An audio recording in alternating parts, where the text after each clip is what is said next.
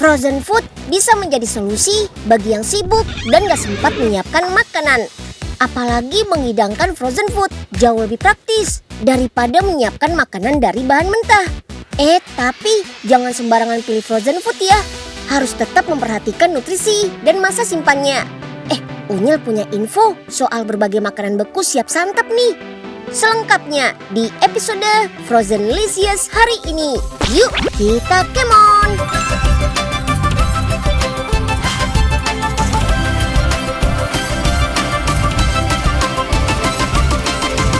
Si Unyil, yuk kita kemon! Wah, ada jeroan sapi nih. Biasanya jeroan sapi seperti paru ini banyak dihindari karena dianggap berbahaya untuk kesehatan. Padahal kalau dikonsumsi dalam porsi yang benar, jeroan sapi punya banyak manfaat buat tubuh kita loh. Jeroan sapi kaya akan kandungan zat besi dan protein. Mantap kan? Apalagi sekarang ada cara praktis buat menikmati jeroan sapi. Kayak paru sapi pedas kemasan ini nih, yang dimasak dengan bumbu khas daerah Aceh. Yummy! Paru sapi pedas ini bisa disimpan lebih lama loh jika dibekukan. Masakan dari Aceh memang terkenal dengan penggunaan rempah yang berlimpah. Tuh, cabenya aja sampai ada 3 macam. Banyak banget kan rempahnya. Yuk, langsung kita mulai. Pertama, kita rebus dulu paru sapinya selama 2 jam. Wah, ternyata lama juga ya. Selain untuk menghilangkan aroma amis, proses perebusan ini akan membuat tekstur paru sapi lebih kering setelah digoreng nanti. Lanjut, parunya kita potong bentuk dadu ya.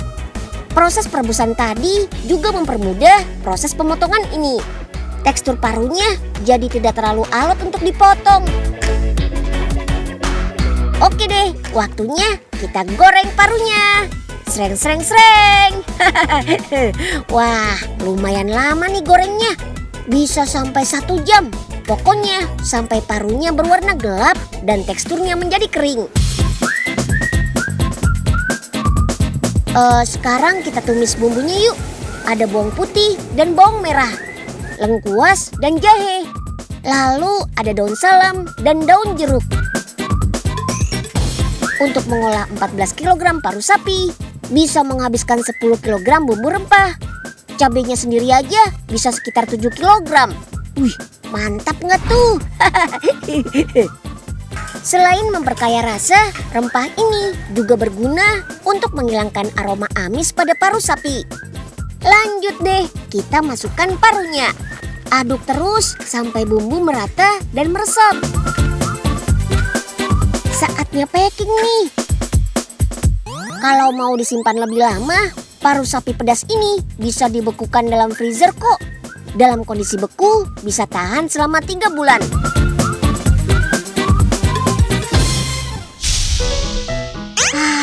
Asik. Pas anginnya lagi kencang nih. Terbang tinggi ya layangan Unyil. Wah, keren. Buruan gah, udah ditungguin ini pesanan orang. Iya, Pok. Ini juga udah ngebut jalannya. Masakan apaan sih nih, Pok? Wangi bener. Paru sambal ijo gah, menu andalan dari IP Kitchen. Boleh kali Oga nyicipin. Boleh. Tapi sambelnya aja ya, parunya jangan. Udah ayah hitung soalnya. Ya elah, pelit amat.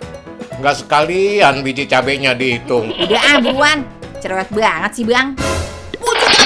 Aduh, layangan siapa ini? Aduh, masakan ayah. Poipe, Pauga, maaf ya, Unyil nggak sengaja. Aduh, maaf ya, nanti Unyil ganti deh, Po. Nih, Po, langsung Unyil ganti deh, nggak pakai lama. Cara penyajiannya, produk ini juga ringkas banget kok. Gunting bungkusnya, tumis di wajan. Siap deh disajikan, gampang banget kan? Meski memiliki kandungan lemak dan natrium yang cukup tinggi, paru sapi tetap aman kok untuk dikonsumsi sehari-hari. Asal jangan berlebihan ya. Bahkan ada banyak manfaat yang terkandung di dalamnya, mulai dari zat besi, kalsium, dan protein. paru sapi juga mengandung retinol yang sangat baik untuk menjaga kesehatan kulit kita. Wih, gak cuma bikin perut kenyang nih, tapi juga bisa mulusin kulit.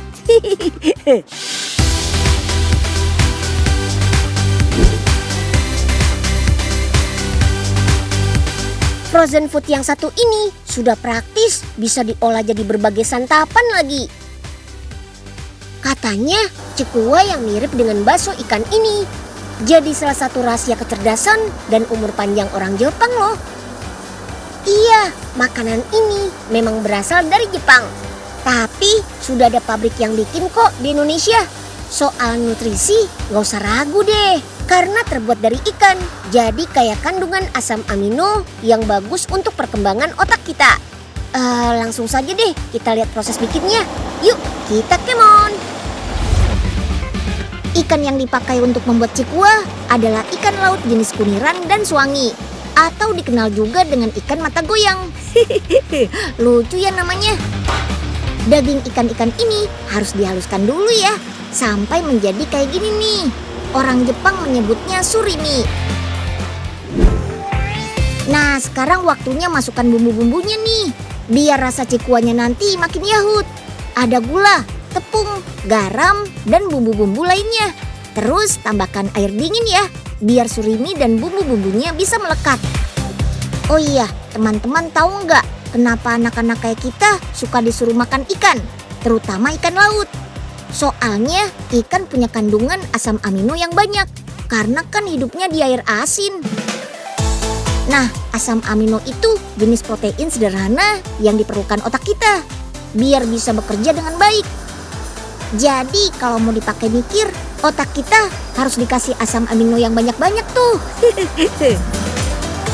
Terus ikan laut itu juga kaya omega 3, jenis asam lemak baik yang gak bisa diproduksi sendiri di dalam tubuh kita.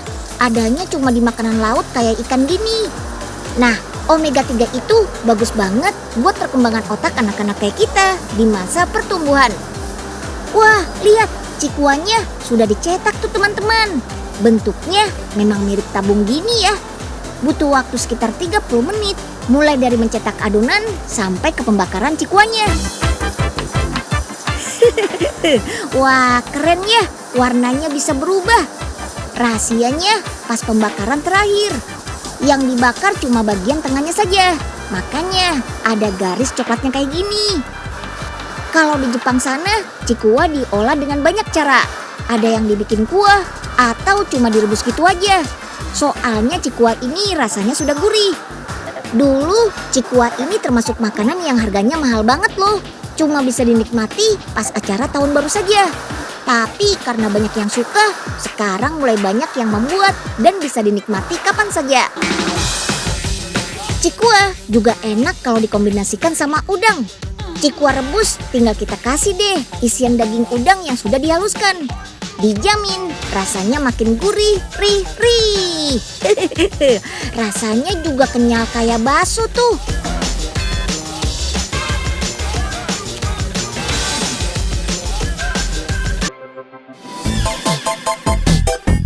Sebagai alternatif sumber karbohidrat, pasta bisa menjadi pilihan nih. Pasta lebih banyak mengandung serat dan rendah kalori jika dibandingkan dengan nasi. Salah satu pasta kesukaan Unyil, ya si lasanya ini. Lasanya yang berasal dari negara berciri khas negara Pisa ini terdiri dari beberapa lapis lembaran pasta yang diisi saus, daging, dan keju. Yummy! Creamy banget ya Mbak ya. Sahabat Unyil, jadi ini ada nih makanan khas Itali, lasanya. Sekarang udah ada lasanya frozen. Jadi kapanpun kita mau, tinggal dipanasin terus siap disantap. Wah, praktis ya. Teman-teman, Unyil mau nunjukin nih proses pembuatan lasanya frozen ini. Yuk, kita kemon. Bikin lasanya bisa dibilang susah-susah gampang loh. Soalnya buat satu porsi saja ada 3 bagian penting. Yang pertama bagian kulit, yang kedua bagian saus bolognese, dan yang terakhir saus bechamel. Duh, susah-susah ya namanya. Kita bikin kulitnya dulu yuk. Bahan-bahannya ada 1 kilo tepung terigu, 10 butir telur, dan garam 10 gram. Semua bahan dicampur, lalu dimixer selama 15 menit. Kalau adonan sudah kalis, tinggal dibentuk bulatan-bulatan kecil, sekitar 250 gram. Lalu diangin-anginkan sekitar 10 menit, supaya adonannya jadi lebih lentur. Setelah itu baru deh adonan digiling berbentuk lembaran. Agar ketebalannya merata, proses ini harus diulang beberapa kali ya. Lembaran pasta yang sudah tipis ini harus ditaburi tepung ya, biar nggak lengket. Terus dipotong-potong deh, tergantung ukuran wadah yang nantinya akan dipakai. Lalu kita rebus lembaran pastanya kurang lebih selama 10 menit sampai matang. Lanjut, kita bikin sausnya yuk. Bahan-bahan yang diperlukan untuk saus bolognese-nya ada tomat, bawang bombay, serta bumbu-bumbu seperti lada, basil, oregano, dan bawang putih. Biar gampang dihaluskan ya, tomatnya dan bawang bombaynya kita potong kecil-kecil dulu nih. Lalu bahan-bahan lainnya juga di blender sampai halus dan tercampur rata. Saus bolognese-nya siap untuk dimasak deh selama 15 menit. Tambahkan minyak, maizena, dan daging, lalu aduk sampai matang. Nah, selain saus bolognese, ada lagi saus lainnya, yaitu saus bechamel. Cara membuatnya, panaskan butter sampai cair. Lalu masukkan tepung kanji dan maizena. Kemudian tuang 1 karton susu. Campurkan keju yang sudah diparut, lalu aduk terus selama 6 menit. Biar tekstur susu dan tepungnya nggak pecah. Sekarang kita susun lasananya ke cetakan yuk. Untuk lapisan pertama, taruh lembaran pasta yang sudah direbus tadi. Tuang saus bolognese dan lapisi lagi dengan lembaran pasta. Lalu lapisi dengan saus bechamel. Teman-teman bisa mengatur lapisan lasanya ini sesuai selera loh. Terakhir tinggal ditabur keju mozzarella. Kalau sudah, masukkan lasanya ke dalam oven pada suhu 150 derajat Celcius. Gak perlu lama-lama kok, cukup 10 menit saja. Lasanya yang sudah matang diangin-anginkan dulu nih sampai dingin. Baru deh dimasukkan ke dalam freezer selama kurang lebih sehari. Lasanya yang sudah beku siap di packing lalu dimasukkan ke dalam mesin vakum. Lasanya frozen ini bisa awet selama hampir 3 bulan di suhu pendingin meskipun tanpa pengawet. Jadi mesin vakum ini bakal menyedot oksigen di dalam kemasan sehingga akan menghambat proses pembusukan. Nah, teman-teman yang mau menikmati lasanya ini cuma perlu dipanaskan saja kok. Kalau pakai microwave nggak perlu lama-lama, cuma sekitar 5-8 menit nih. Kalau nggak punya microwave, tinggal dikukus, frozen lasanya siap disantap.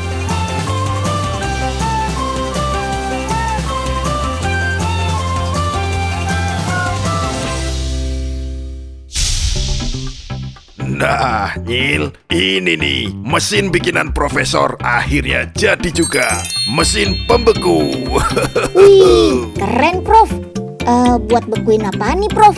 Jadi, mesin ini bisa ngebekuin segala makanan. Tinggal masukin, ditunggu 15 menit, terus jadi beku deh. Bisa bikin makanan awet sampai berbulan-bulan. Wah, kesempatan nih.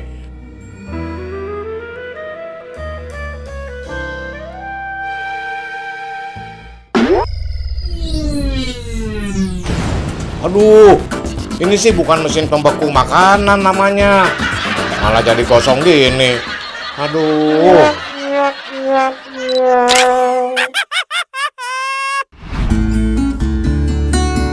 Untuk inspirasi dessert alias makanan penutup, Unyil punya marshmallow es krim nih.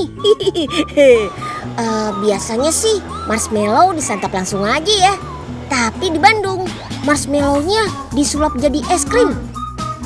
Kebayangkan perpaduan marshmallow yang lembut dengan es krim yang dingin. Ya udah, langsung saja deh. Yuk, kita kemon. Yuhu! Sebelum jadi es krim, kita bikin dulu nih marshmallow-nya. Yang pertama, campur gula pasir.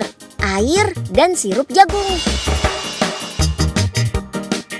Kemudian panaskan.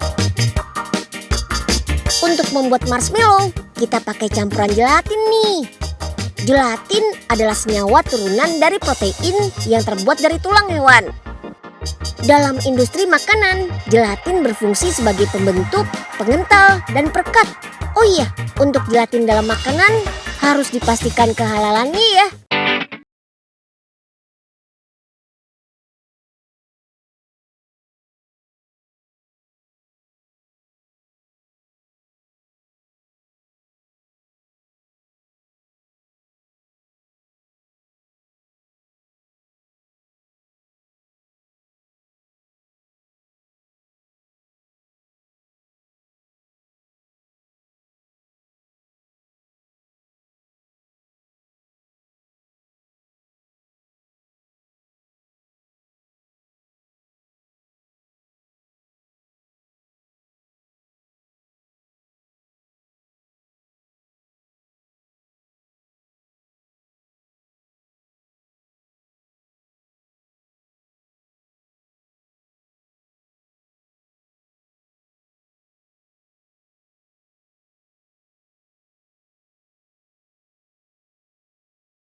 Selama 6 hingga 12 jam.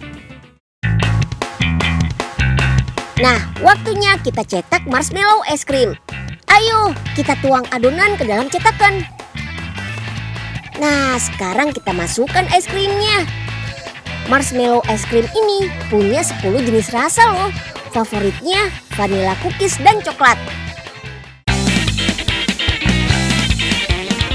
Saatnya icip-icip. Ini nih uniknya es krim marshmallow. Sebelum disantap, enaknya marshmallow-nya dibakar dulu ya. Wah, tuh lihat. Gula dalam marshmallow-nya meleleh. Yummy banget nih. Wih, jadi cantik. Awas belepotan ya makannya. Nah, buat anak-anak sebaiknya jangan makan marshmallow terlalu banyak ya. Konsumsi gula berlebihan pastinya punya efek nggak baik buat kesehatan. Selain itu bisa-bisa gigi bolong tuh. Ayo, pasti nggak mau dong kalau ompong giginya, kan malu.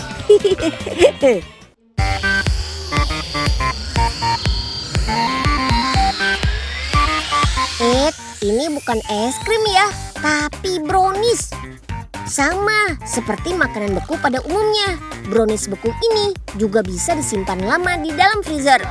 Selain enak, brownies beku juga bisa dikasih aneka topping, seperti kacang almond dan mete yang kaya manfaat untuk tubuh. Untuk membuat brownies, kita lelehkan coklatnya dulu ya. Panaskan margarin sebanyak 1 kg hingga mencair. Margarin dengan mentega serupa, tapi tidak sama.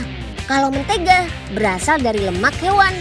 Nah, kalau margarin dari lemak tumbuh-tumbuhan. Lanjut, kita masukkan coklatnya ya. Coklat yang digunakan adalah jenis dark coklat sebanyak 800 gram. Dan jangan lupa, api kompornya jangan terlalu besar ya. Perpaduan margarin dengan mentega menghasilkan rasa yang luar biasa. Oke, lanjut. Waktunya membuat adonan browniesnya nih. Bahan-bahannya ada gula 1 kg, telur dan tepung yang sudah dicampur dengan coklat bubuk. Campur semua bahan di satu wadah pengaduk, kecuali tepungnya. Aduk selama 15 menit sampai semua bahan benar-benar tercampur. Nah, sudah beres nih. Sekarang dicampur dengan coklat yang sudah dicairkan tadi. Terakhir tambahkan tepung terigu yang sudah dicampur coklat bubuk. Tuang adonan brownies ke wadah dengan takaran timbangan 600 gram. Lalu masukkan ke dalam oven. Adonan jangan sampai matang ya, cukup setengah matang saja. Oke deh, kita buat topping pada adonan setengah matangnya. Ada 7 varian rasa untuk brownies bekunya. Untuk varian kacang, ada 2 jenis kacang tanah biasa dan kacang mete yang digunakan. Adonan brownies yang masih setengah matang dan sudah dikasih topping, Kita masukkan lagi nih ke dalam oven biar matangnya sempurna.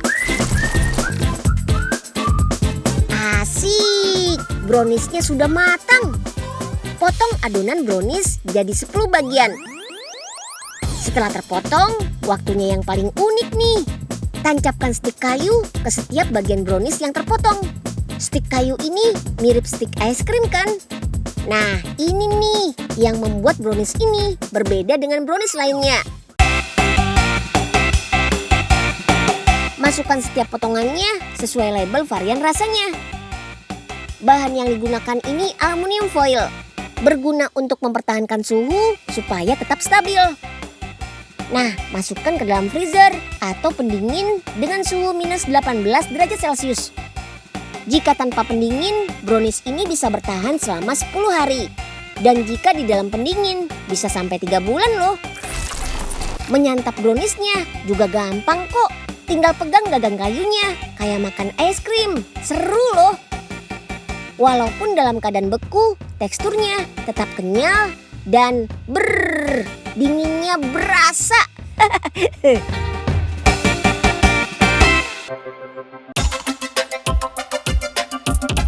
Menurut ahli gizi, nutrisi makanan yang dibekukan hampir sama dengan makanan segar.